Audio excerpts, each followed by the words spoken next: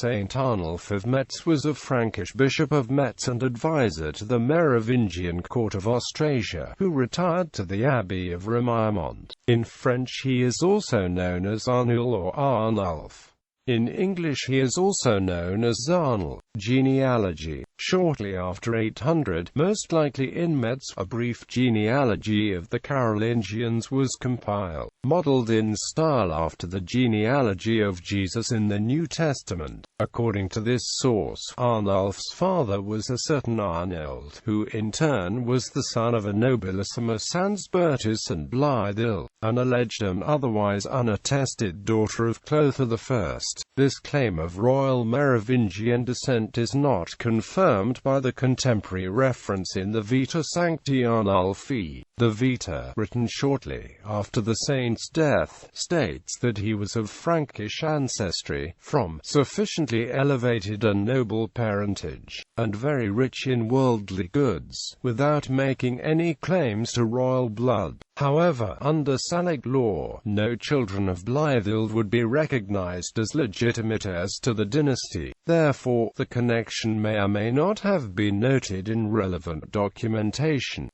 Arnulf was born to an important Frankish family near Nancy in Lorraine around 582. The family owned vast domains between the Moselle and Meuse rivers. As an adolescent, he was called to the Merovingian court of King Theodebert II of Austrasia, where he was educated by Arnulf of Provence. Arnulf was later sent to serve as dux at the Scheldt.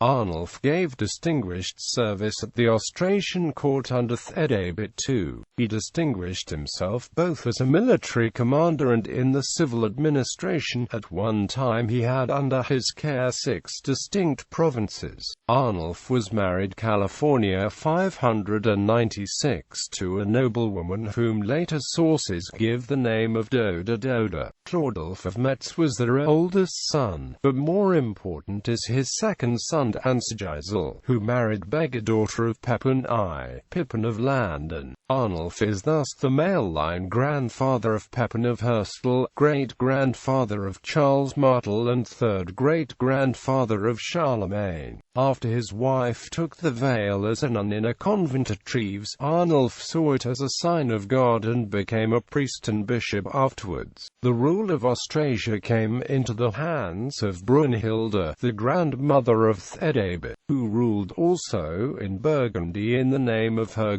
children. In 613 Arnulf joined his politics with Pippin of Landen and led the opposition of Frankish nobles against Queen Brunhilde. The revolt led to her overthrow, torture, and eventual execution, and the subsequent reunification of Frankish lands under Clothar II. He and his friend Romaricus, likewise an officer of the court, planned to make a pilgrimage to the Abbey of Lerins. Clothar II, who appreciated Arnulf's administrative skills, offered him the vacant see of Metz, the capital of the Austrasian kingdom. Arnulf continued to serve the king's steward and courtier. Clothar II later made his son Dagobert the first king of Austrasia, which he ruled with the help of his advisor Arnold. Pippin of Landen became the mayor of the palace. In 624 Pippin and Arnulf encouraged Dagobert in the murder of Graoully, an important leader of the Frankish Agilolfings family.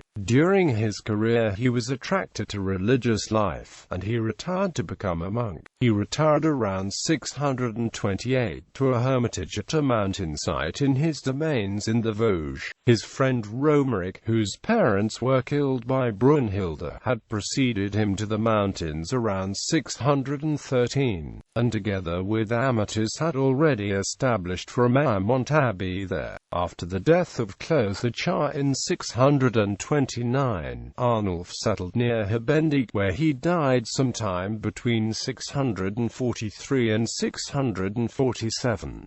He was buried at Remiremont. Arnulf was canonized as a saint by the Roman Catholic Church. In iconography he is portrayed with a rake in his hand. Legends. There are three legends associated with Arnulf. The legend of the ring. Arnulf was tormented by the violence that surrounded him and feared that he had played a role in the wars and murders that plagued the ruling families. Obsessed by these sins, Arnulf went to a bridge over the Moselle River. There he took off his bishop's ring and threw it into the river, praying to God to give him a sign of absolution by returning the ring to him. Many penitent years later, a fisherman brought to the bishop's kitchen a fish in the stomach of which was found the bishop's ring. Arnulf repaid the sign of God by immediately retiring as bishop and becoming a hermit for the remainder of his life.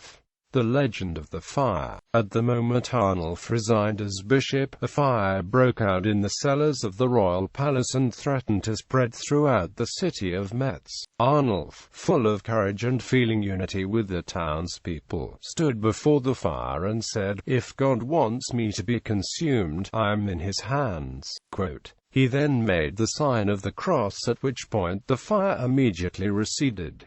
The legend of the beer mug. It was July 642 and very hot when the parishioners of Metz went to Remiremont to recover the remains of the former bishop. They had little to drink and the terrain was inhospitable. At the point when the exhausted procession was about to leave Championeuils, one of the parishioners, Ducnotto, prayed, "By his powerful intercession the blessed Arnold will bring us what we lack." Quote. Immediately the small remnant of beer at the bottom of a pot multiplied in such amounts that the pilgrims' thirst was quenched and they had enough to enjoy the next evening when they arrived in Metz.